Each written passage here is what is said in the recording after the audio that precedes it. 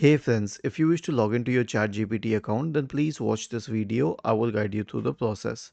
So here's what you have to do. First of all, search for your browser, open your browser, and then search for ChatGPT and hit enter. Okay, now go to the ChatGPT website. Okay, and then you can log in.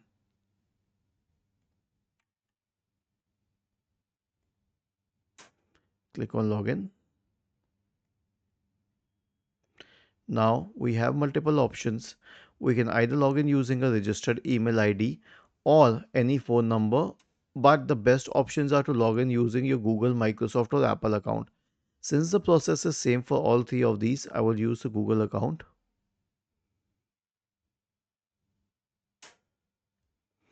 And then we have been logged in. Was this helpful?